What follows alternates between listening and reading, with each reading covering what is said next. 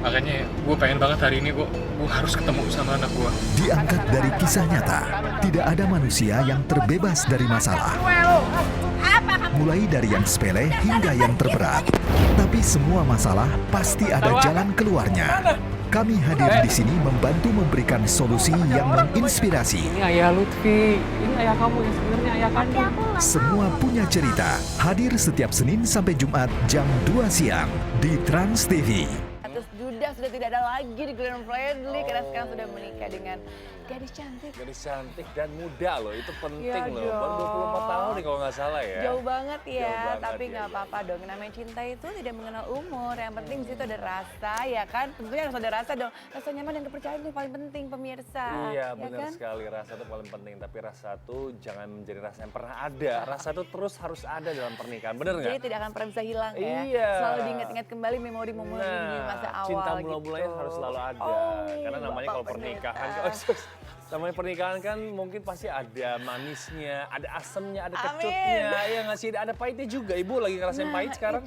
Enggak dong, kepahitan itu kan pilihan Oh, sebenarnya ya kan. Dalam hidup apapun itu segala sesuatu tentu kita memilih. Jadi Benar, kebahagiaan benar. itu bukan karena keadaan tapi pilihan. Ah. Nah tentunya hari ini kita akan bahagia-bahagia bersama Pastinya dong. Karena pemirsa harus memilih tayangan ini ya di Insert Pagi bersama saya Astutia. Dan juga bersama saya Jeffrey Jasin, dan seperti biasa selama 1 jam ke depan kami akan berada di sini untuk menghibur Anda tentang informasi selebriti favorit Anda. Ya. Kalau misalnya tadi sudah ada pasangan Glenn Fredly, sekarang kita move on ke pasangan satunya nih, Chris Hatta. Bukan pasangan nih ya. Pasangan nih Chris ya, Hatta mungkin cerita. pasangan hidupnya masih belum ditentukan sebenarnya Masih ya. abu-abu, tapi ngomong-ngomong kita tinggalkan dulu pasangan hidup dari Chris Hatta, ini Uh-uh. mengenai perjalanan hidupnya Nah, pemirsa. Baru keluar itu dari dia. penjara, sekarang masuk lagi dengan kasus yang berbeda. Ya kan Bener. kemarin kan sempat tuh ya ada terjadi pemukulan-pemukulan apalah gitu Yes. ya di sebuah tempat bersama dengan seorang bernama Anthony. Anthony.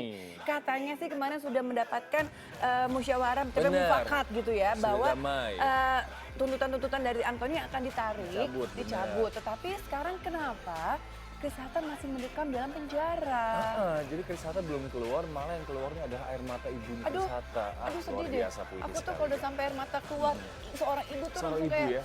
sakitnya tuh Dan kita sebagai anak tuh kayaknya gagal gitu kalau gitu apa ya. yang terjadi? Kenapa sampai ibunda meneteskan air mata? Ini dia.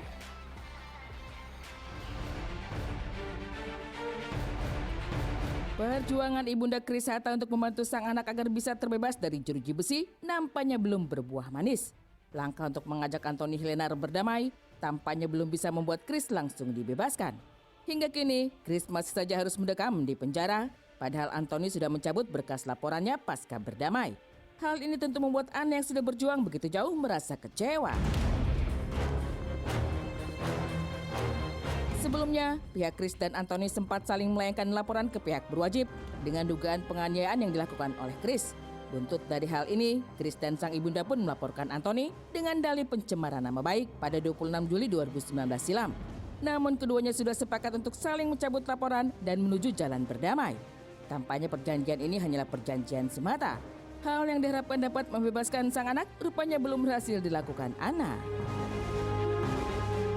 Sebenarnya kita juga pegang celahnya Anthony, tapi walaupun mungkin dia di media ngomong apa, saya nggak pernah ambil pusing. Satu, mamanya ingin damai, itu aja. Pernah nggak mamanya mau ngelaporin itu? Padahal kan kita sama-sama punya celah, tapi kita di lubuk hati mamanya nggak ada pikiran untuk melaporkan balik tuh nggak ada. Dia minta sekian, kita menawar sekian, sampai damai ke satu, kedua, tiga, mamanya pun turutin ya nggak. Walaupun mungkin mamanya bukan yang banyak uang.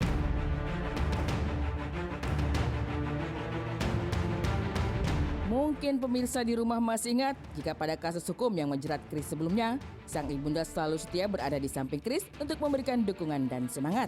Namun berbeda halnya dengan sekarang, Anna merasa sudah lelah untuk kembali membantu Chris untuk menghirup udara bebas. Tapi sekuat tenaga nih biar anak jangan masuk lagi gitu loh.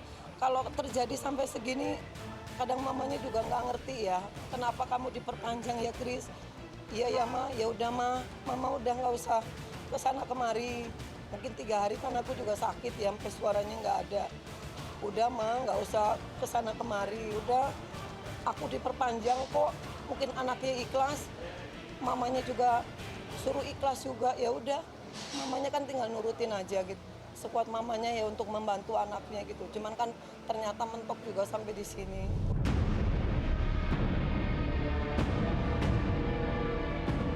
Menyerahnya sang ibunda bukan tanpa alasan. Bahkan sejak awal, Ana sudah memberikan semua apa yang ia miliki untuk kebebasan sang anak. Sayangnya perjuangan ini harus terhenti sampai di sini. Ana memutuskan untuk ikhlas bila seandainya sang anak harus mendekam lebih lama di balik jeruji besi. Capek pasti. Mungkin ini lebih capek daripada yang di Bekasi ya gitu. Karena waktu di Bekasi kan Kris itu pemalsuan dokumen, tapi anak itu selalu saya tanya, Kris, ini buku KUA keluaran mana? Ini keluaran KUA mah. Oh ya udah kita fight ya Kris, iya. Makanya mungkin pas dia diputus bebas, kenapa sampai aku pingsan ya? Itu kadang jangan terulang lagi. Makanya sekuat tenaga nih mamanya, damai aja ini kalian. Nggak usah pada masuk penjara. Itu niat mamanya tuh di situ. Di penjara itu nggak enak. Tapi kan usaha mamanya udah nggak ada. Udah maksimal. Jadi ya mamanya udah ikhlas. Penundaan pembebasan Kris untuk kasus penganiayaan ini sepertinya bukan tanpa alasan. Ana pun menduga ada perkara lain yang menjadi penyebabnya. Di dugaan kami, kenapa jadi permohonan penangguhannya itu agak bermasalah akhirnya, karena ternyata setelah pencabutan itu masih ada BAP lanjutan gitu. Ada pencabutan itu.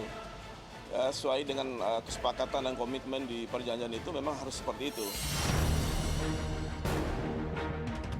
Dengan adanya hal seperti ini, tampaknya perdamaian yang sudah dilakukan antara pihak Kris dan Antoni akan batal begitu saja. Lalu benarkah demikian? Perdamaian sendiri saya kira nanti mungkin perlu dibicarakan lagi, ya, karena juga ada kompensasi ya terhadap itu bagaimana kira-kira gitu. Tapi yang jelas udah tadi saya diskusi dengan Kris Hatta sebagai klien saya dan juga mamanya Kris Hatta memutuskan ada kedua kasus ini berjalan. Ya, jadi kita uji nanti di pengadilan apakah Kris Hatta yang salah atau Antoni yang salah.